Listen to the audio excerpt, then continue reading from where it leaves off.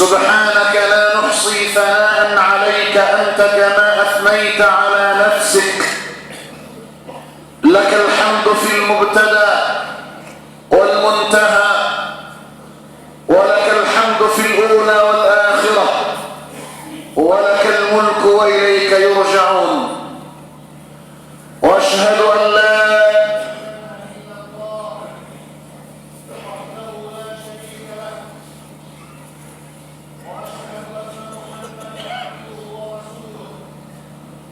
وصفيه وخليله اجتباه على فترة من الرسل فأدى الأمانة وبلغ الرسالة وتركنا على المحجة البيضاء ليلها كنهارها. اللهم فاجزه عنا خير ما جزيت نبيا عن أمته. واشهد اللهم علينا أننا نحبه فوق ما أنفسنا وأهلينا وأموالنا والناس أجمعين، فاجمعنا به يوم القيامة في أعلى مراتب الجنان، فإنه إذا قصرت بنا أعمالنا فقد عظمت في جنابك يا كريم آمالنا. أوصيكم معاشر المسلمين بتقوى الله عز وجل. يا غلام، احفظ الله يحفظك، احفظ الله تجده تجاهك. إذا سألت فاسأل الله، وإذا استعنت فاستعن بالله. قال تعالى على لسان عبده الصالح لقمان: يا بني أقم الصلاة وأمر بالمعروف وانه عن المنكر واصبر على ما أصابك إن ذلك من عزم الأمور. أيها المسلمون، أسابيع ونحن نجلي لشبابنا حقيقة البر، لنقف سدا منيعا في وجه أولئك المغامرون الذين يريدون غزو فكر أبنائنا فيصدرون لنا عيد الأم مرة وعيد الحب مرة، ونحن نقول في دين محمد صلى الله عليه وسلم: صنع البر والحب بل والأخلاق ما اجتمعت في دين كما اجتمعت في الإسلام.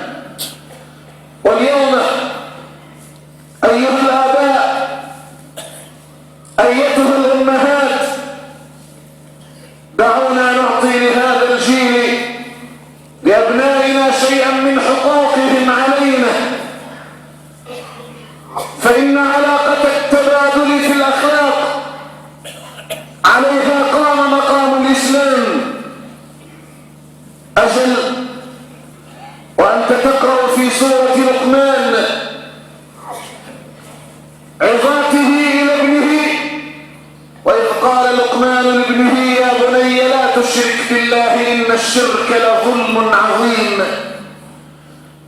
ثم جاءت النصائح والتوجيهات للغلام لتؤسس لعلاقة الأب بابنه ولعلاقة الأم بفلذة كبدها وريحانة فؤادها.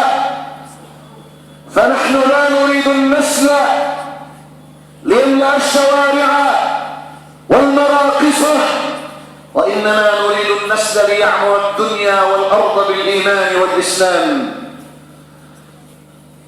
ودعوني أبدأ من مقام سيدي عمر. الحراف الثلاثة التي غيرت وجه العالم. عمر جاءه أب يشتكي ولده: يا أمير المؤمنين، إن ابني كذا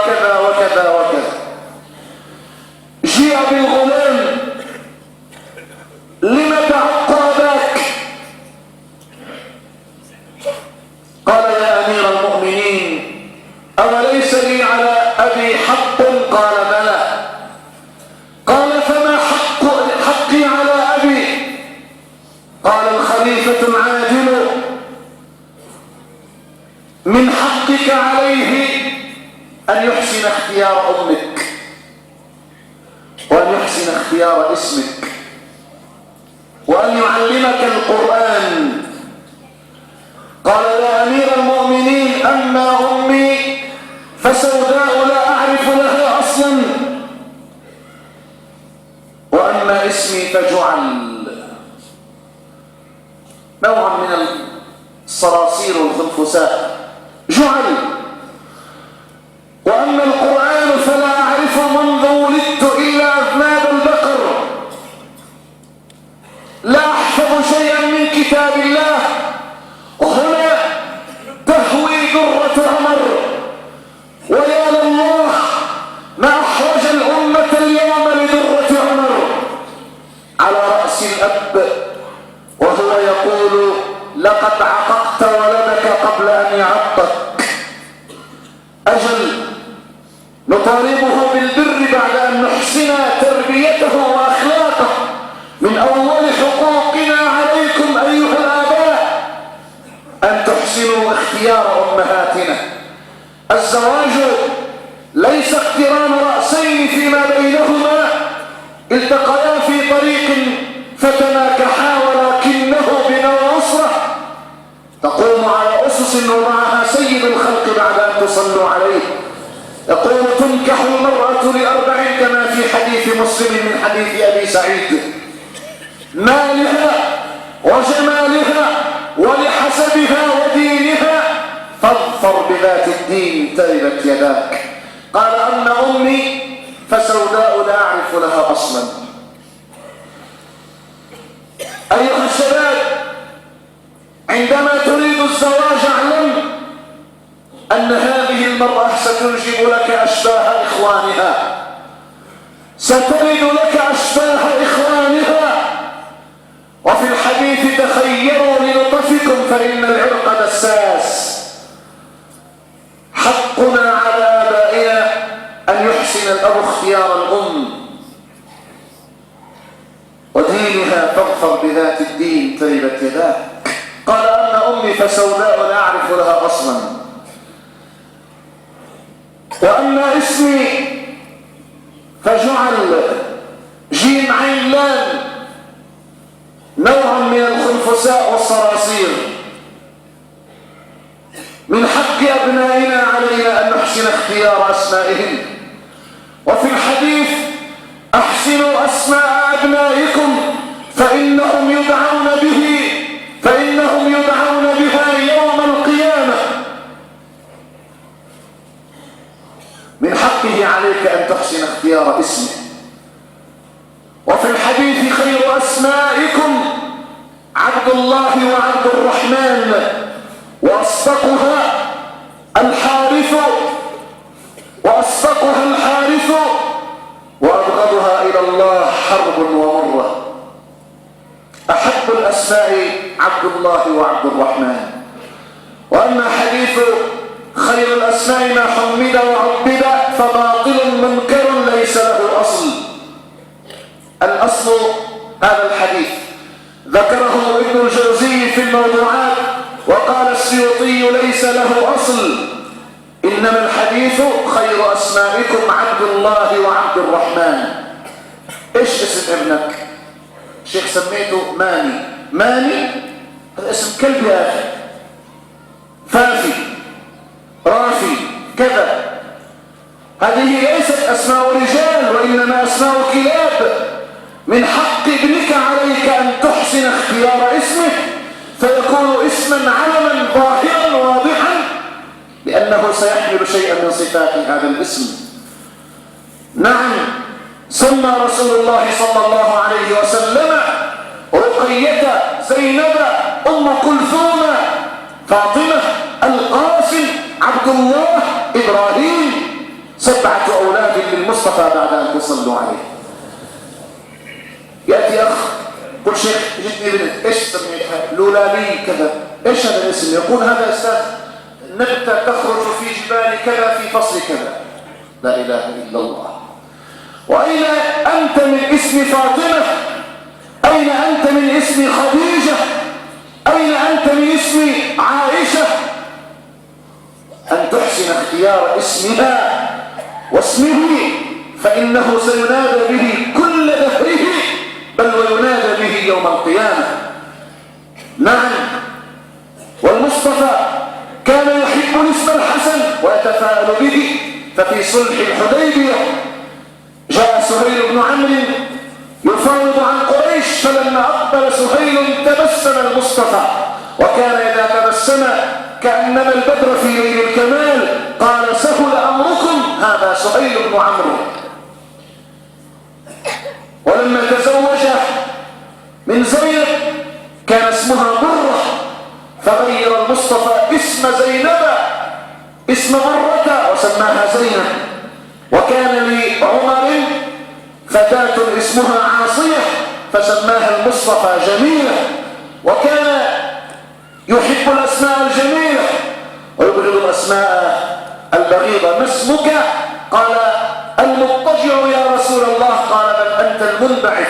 يقول سعيد بن المسيب فيما يرويه عن أبيه عن جده، قال جاء إلى النبي صلى الله عليه وسلم فقال ما اسمك؟ قال حزن يا رسول الله. قال بل أنت سهل. قال ما كنت ليغير اسما سماني به أبي.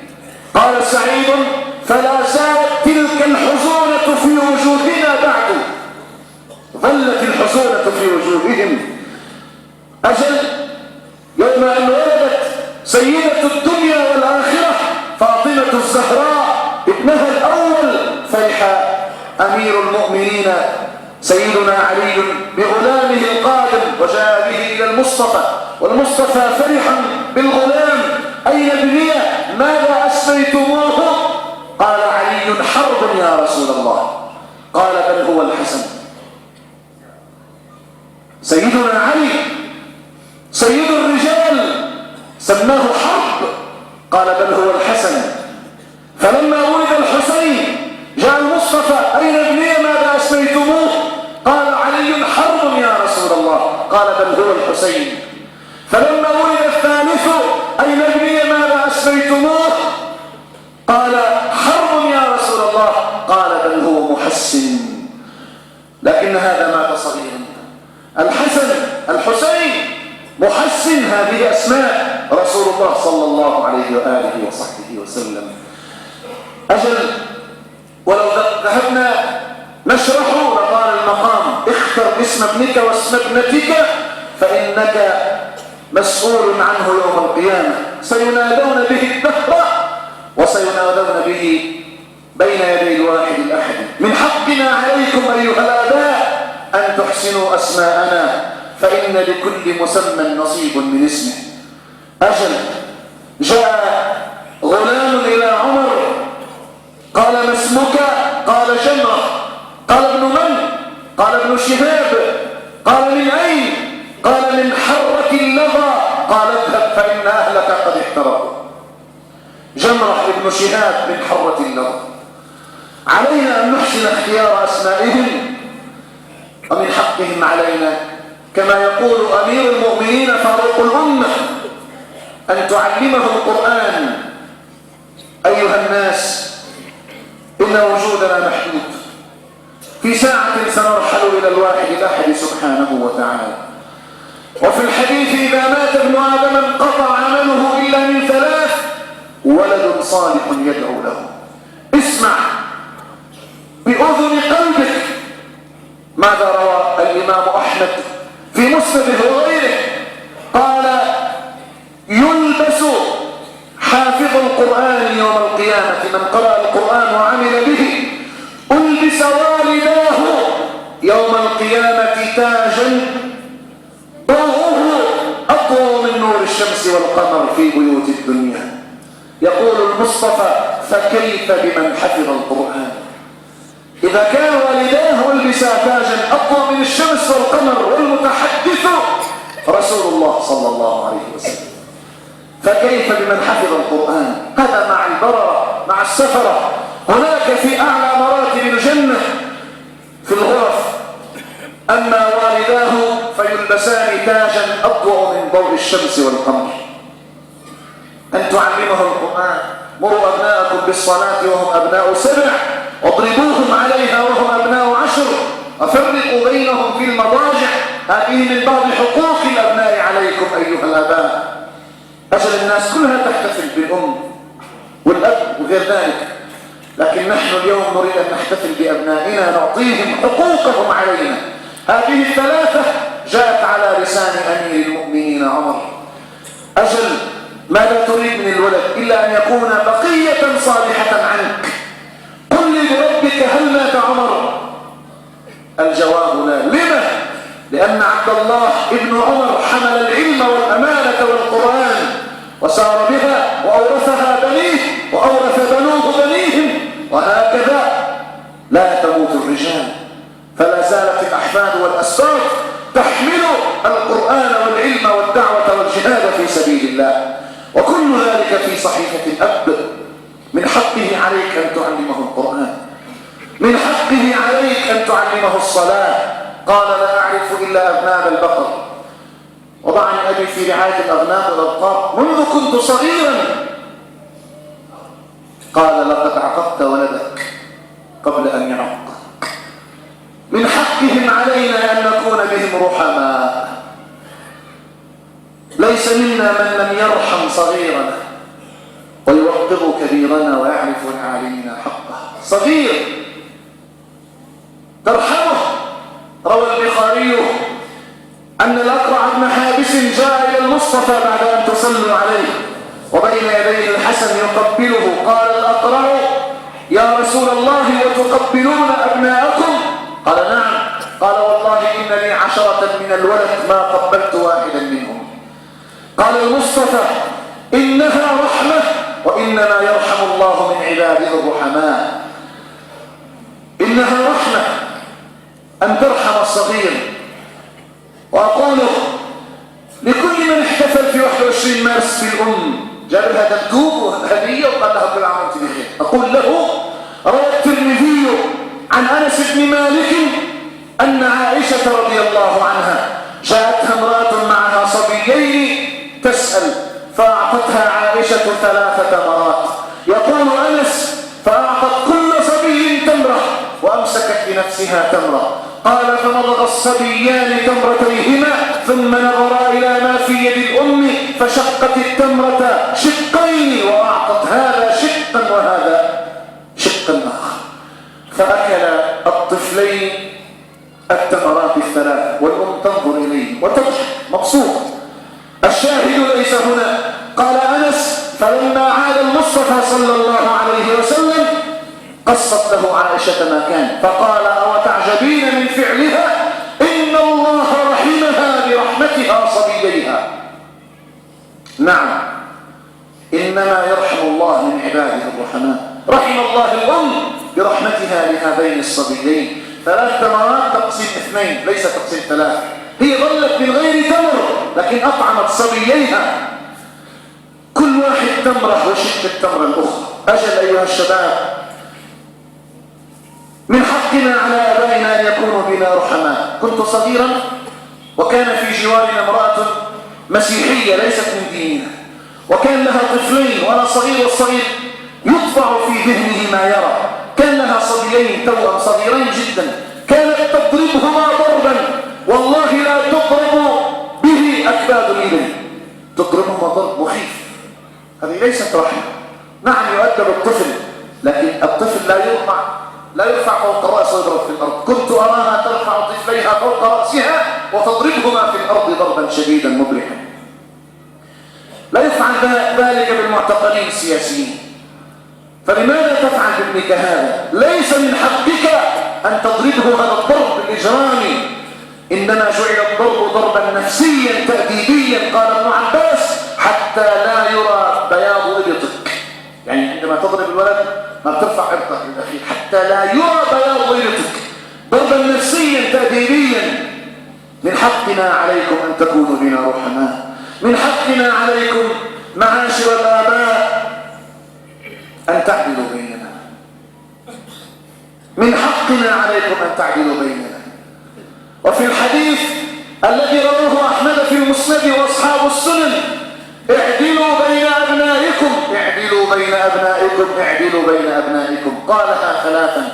وفي رواية: اعدلوا بين أبنائكم ولو بالقبلة.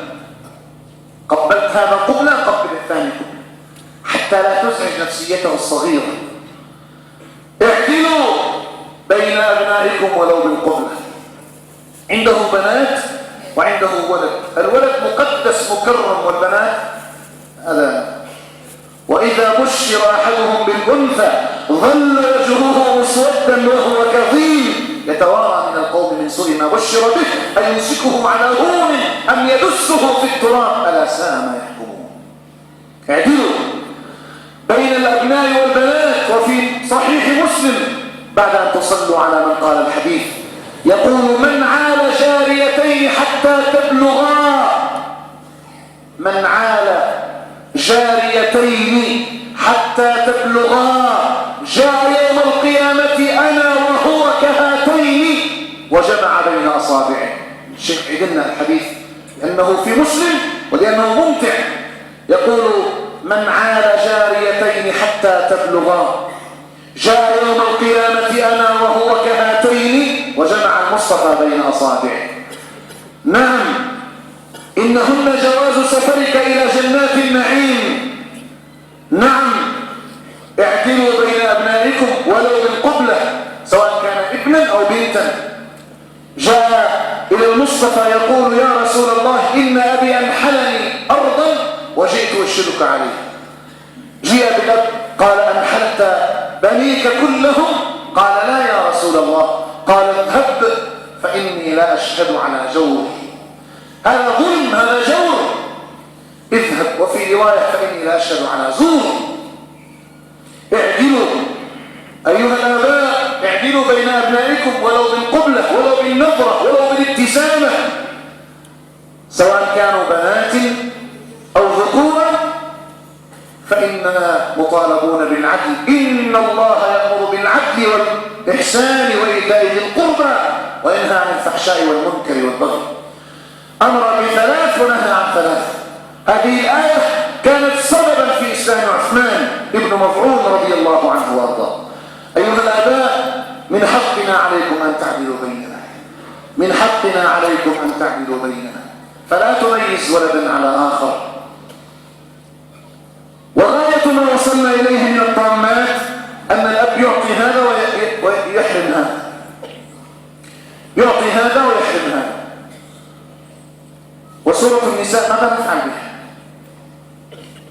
ماذا نفعل بمن وضع لنا أسس المواريث رب السماوات والأرض؟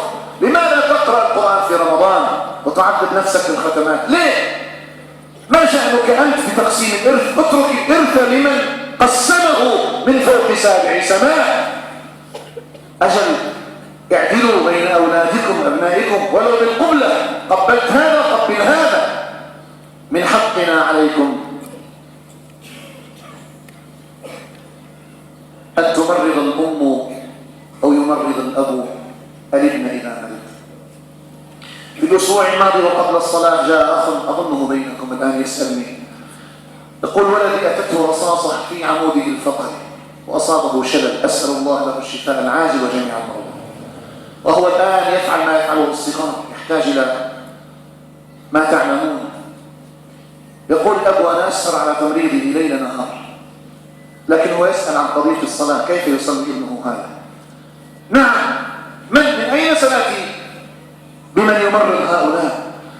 روى الإمام البخاري عن أنس بن مالك رضي الله عنه وأرضاه قال: مرض غلام لأبي طلحة، فلما خرج أبو طلحة مات الغلام. قال أنس: فقامت أم سليم أم الغلام فغسلته وكفنته وجهزته، ثم تزينت وتعطرت وتجهزت لزوجها. فلما جاء أبو طلحة قال: كيف ابننا؟ قالت: لقد ارتاح راحة لا عناء بعدها يا أبا طلحة. وظن أبو طلحة أن ابنه قد شفي، ورأى زوجه في أجمل منظر، وهذا من حق الزوج على زوجه.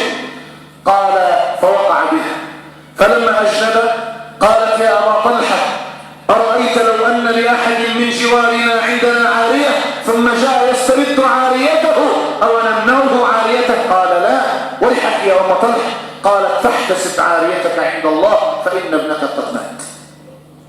هذا في البخاري، هذا ليس حديثا من سراق. يقول أنس فغضب أبو طلحة فقال ويحك تركتني حتى تلطخت، يعني أصابتني الجنابة، ثم قلت هذا، ثم قام إلى المصطفى يشكو إليه، فأقر رسول الله أم سليم على ما فعلت وقال بارك الله لكما في ليلتكما يا أبا طلحة. قال أنس فولدت أم سليم بأبي طلحة غلاما سماه عبد الله، فكان له 9 أولاد كلهم حفظوا القرآن. نعم، هذه علاقة متبادلة بين الأب والابن، بين الابن والبنت، بين البنت والأم. نحن نظام الأسرة هو الذي ندافع عنه في آخر زماننا هذا. أجل، فمن هنا نبعث الأخلاق من المساجد، من القرآن، من سنة المصطفى، من أيام عمر رضي الله عنه، وأيام عمر تعود وستعود. أيها الشباب، أيها الشيوخ، أيتها النساء، عندما نحسن اختيار الأم واختيار الاسم ونربي الولد على كتاب الله عز وجل وسنة رسوله صلى الله عليه وسلم ونأمره بالصلاة والصلاح، عند ذلك ستحصد ما زرعت وسترى البر سيعود عليك ألوانا. لكن نترك الولد بالانترنت ونترك الولد بالشوارع ونترك الولد بالمنظمات، وبعد ذلك نقول الولد فسد. شيخ الولد ما عم بر أبوه وأمه، أنت عقدته قبل أن يعقدك. أجل، أحسنوا إلى أبنائكم يرحمنا وإياكم الله، وعاملوهم كأنهم رؤوس العين، فإنما أبناؤنا بيننا أكبادنا تمشي على الأرض، لو هبت الريح على بعضهم لامتنعت عيني من الغمض. اللهم اجعل أبناءنا وبناتنا، اجعلهم خير خلف لخير سلف، وانفعنا بهم في الدنيا والآخرة، واجمعنا بهم يوم القيامة ووالدينا في أعلى مراتب الجنة لا خزايا ولا ندامة يا أرحم الراحمين. أقول ما تسمعون وأستغفر.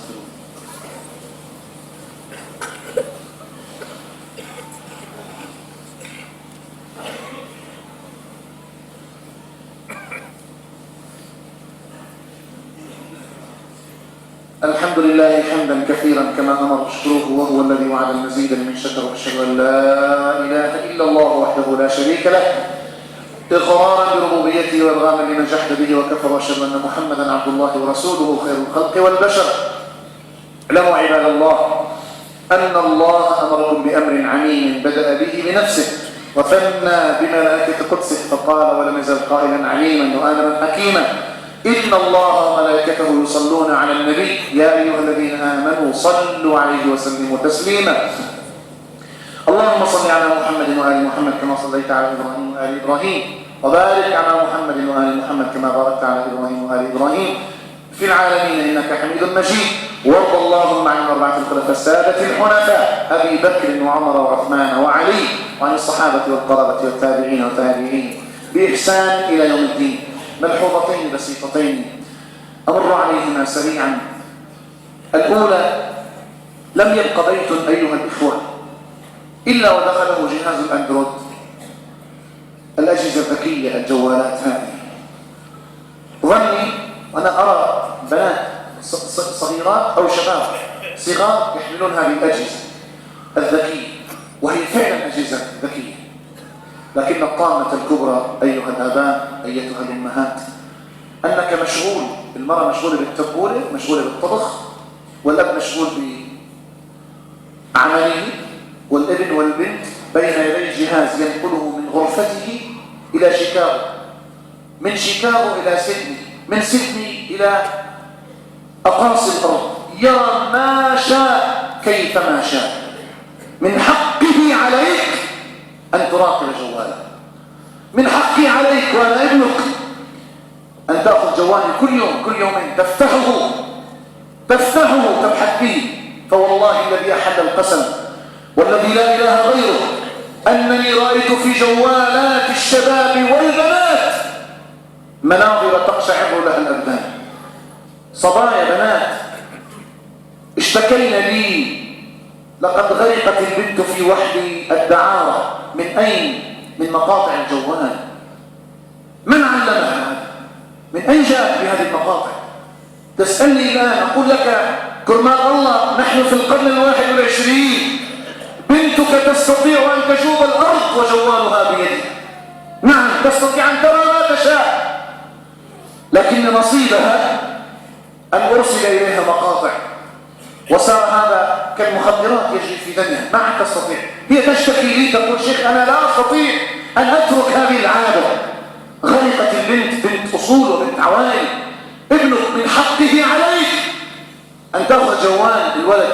شيخ الولد حط له رقم سري. عندما يضع الولد والبنت والزوجة لجوالاتهم أرقام سرية فإني أبيح لك أن تفعل بهم ما تشاء. لا يجوز للولد ولا للبنت أن يضع باسورد لجواله يمنع الجوال عن أبوه وعن أمه. من سيراقب لك هذا؟ هل تتوقع أن نترك الأمر والحبل على غاربه تغرق وتغرق أخواتك معك؟ أجل، من حقهم عليكم أن تراقبوا جوالاتهم، فإنهم يستطيعون أن يفعلوا بها ما شاءوا. ووالله الذي لا إله غيره في صدري أسرار وأنتم تعلمون كما أعلم، لكني أرضى بمنبر رسول الله صلى الله عليه وسلم عن ذكر أمثالها. أجل، الملحوظة الثانية هي شكوى خفيفة جاءت من بعض الشباب. يقولون شيخ نحن بلغنا مبالغ الزواج، لكن الآباء يرفضون زواجنا بحجة أننا في أيام حرب. أيضا البنات يأتيها ذا دين وخلق، الأب يرفض زواجها. ليه؟ يقول نحن أستاذ أيام حرب. ومن قال لك أن الحرب يمنع الزواج؟ نعم نحن في أيام سوداء ما قرأنا في تاريخ البشر عن مثلها، لكننا نسأل الله الذي إذا شاء أمرا أن يقول له كن فيكون أن يجلي هذه الأيام عنه. قادر ولا ليس قادر؟ والله الذي لا إله غيره إن ظني به أنه سيفعل، وأنه سيعود بنا إلى سابق أيامنا، وأن هذه الأيام السود ستصبح ذكرى من الماضي. نعم، من قال لك تزوج المصطفى بأم حبيبة رملة بنت أبي سفيان بعد أن عاد من صلح الحديبية وهو في حرب مع قريش، فقال أبوها هو الفحل لا يجدع أنفه. نعم، لا تمنع هذا الشاب من حقه إذا استطاع، إذا ملك الباءة أن يتزوج، فلا تقف في طريقه. ثم لا تتزوج أيها الشاب إلا من ابنة ومن فتاة ذات دين وخلق وحسب يرضى عنها أهلك.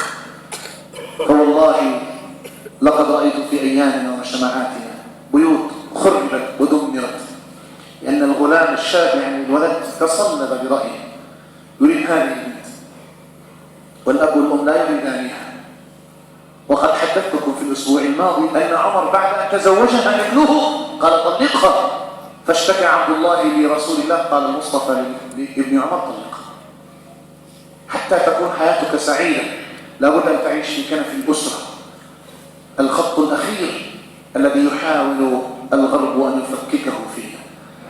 وأسأل الله العلي القدير أن يجعل الأمن والأمان في أسركم وفي أسرنا، وأن يمدنا بواسع فضله إنه أكرم مسؤول. واعلموا أن ضيوفنا لا زالوا يجمعون الجامع إبراهيم الخليل في حينا العامل هذا، فمدوا لهؤلاء يد العون وأجزلوا لهم العطاء يشاركهم جمعية المكفوفين في ذلك. اللهم مدنا بواسع فضلك وأعطنا من عظيم جودك، وأكرمنا في هذه الساعة بأننا إذا قلنا يا الله فتحت لنا أبواب السماء وسمع لأصواتنا قعقعة عند عرشك فأجبتنا يا حي يا قيوم يا بديع السماوات والأرض يا ذا الجلال والإكرام يا ذا الطول والإنعام. إنا فقراء على بابك فأغننا، وضعفاء في محرابك فأقونا، وأذلاء في بابك فأعزنا. اللهم أغننا بحلالك عن حرامك وبطاعتك عن معصيتك، وأغننا بفضلك واكفنا به عمن سواك. اللهم لا تؤمنا مكرك ولا تنسنا ذكرك ولا تهتك عنا سترك ولا تجعلنا من الغافلين. لا إله إلا أنت سبحانك سبحانك إنا كنا من الظالمين، وإن لم تغفر لنا وترحمنا لنكونن من الخاسرين. اللهم مغفرتك أوسع من ذنوبنا ورحمتك أرجى عندنا من أعمالنا. اللهم أمنا فيما يرضيك عنا مبتغانا ومرادنا، ورب اللهم قلوب آبائنا وأمهاتنا عنا واجعلنا آمنين مطمئنين. اللهم إنا نشهدك أن راضون عن أولادنا وبناتنا، فألبسهم يا ربنا من الرضا كل حلة، وأسر عليهم من الرضا كل نعمة. اللهم واجعلهم بقية لنا في دنيانا وفي أخرانا برحمتك يا أرحم الراحمين. اللهم اغفر وارحم واعف وتكرم وتجاوز عما تعلم، إنك تعلم ما لا نعلم، إنك أنت الأعز الأكرم. اللهم إني أقسمت عليك بأحب أسمائك الحسنى إليك، باسمك الطاهر الطيب المبارك الأحب إليك، ألا تخرج واحدا من بيتك هذا إلا بذنب مغفور وعمل مبرور وسعي مشكور وتجارة لم تبور برحمتك يا عزيز يا غفور. اللهم اغفر لنا ولوالدينا واجعل صالح أعمالنا في صحائفهم من ساعتنا هذه إلى يوم الدين، ورب اللهم قلوبهم عنا وانفعنا ببركات برهم ورضوانهم من ساعتنا هذه إلى يوم الدين. وآخر دعوانا أن الحمد لله رب العالمين. عباد الله، إن الله يأمر بالعدل والإحسان وإيتاء ذي القربى وينهى عن الفحشاء والمنكر والبغي يعظكم لعلكم تذكرون، فاذكروا الله يذكركم واشكروه يزدكم والله يعلم.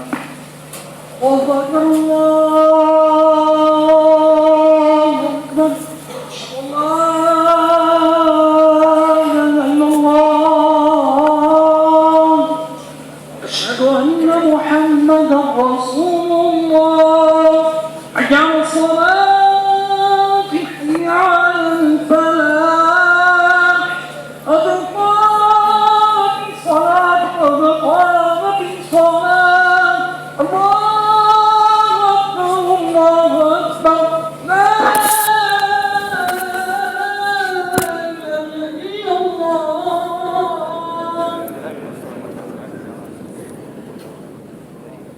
لا إله إلا الله. اللهم أحسن وقوفنا بين يديك وارحمنا ولا تخزنا يوم العرض عليك.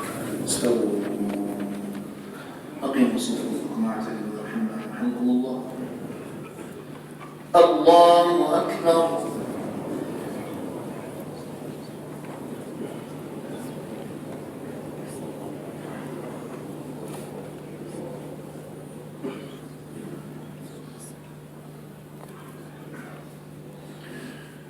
بسم الله الرحمن الرحيم. الحمد لله رب العالمين الرحمن الرحيم مالك يوم الدين. إياك نعبد وإياك نستعين. اهدنا الصراط المستقيم، صراط الذين أنعمت عليهم غير المغضوب عليهم ولا الضالين.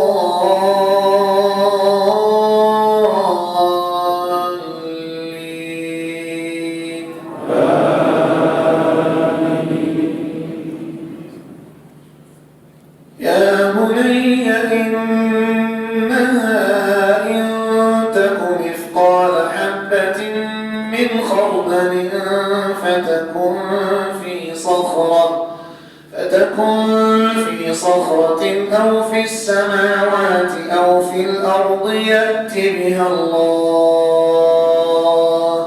إن الله لطيف خبير. يا بني أقم الصلاة وأمر بالمعروف وانه عن المنكر واصبر على ما أصابك. إن ذلك من عزم الأمور. ولا تصعر خدك للناس ولا تمش في الأرض مرحا. إن الله لا يحب كل مختال فخور. الله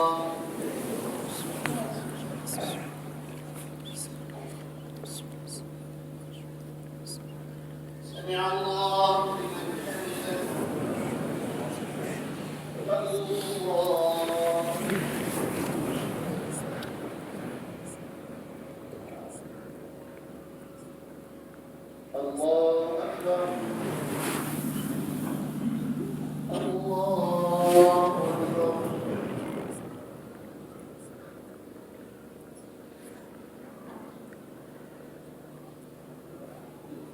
الله أكبر. بسم الله الرحمن الرحيم. الحمد لله رب العالمين الرحمن الرحيم مالك يوم الدين إياك نعبد وإياك نستعين اهدنا الصراط المستقيم صراط الذين أنعمت عليهم غير المغضوب عليهم ولا الضالين.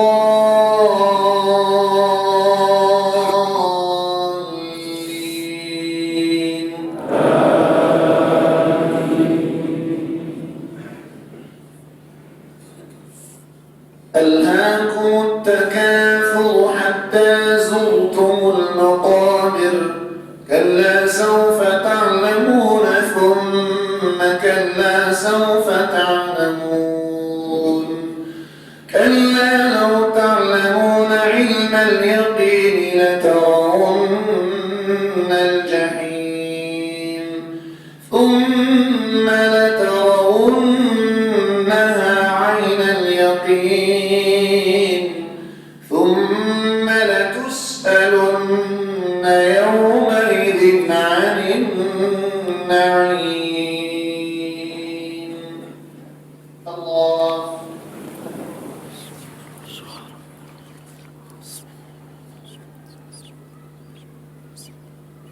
سمع الله لمن حمده. الله أكبر.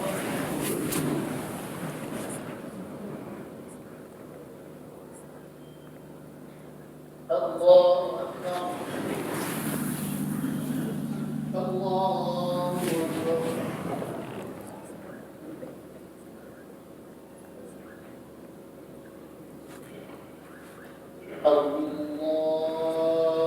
أكبر.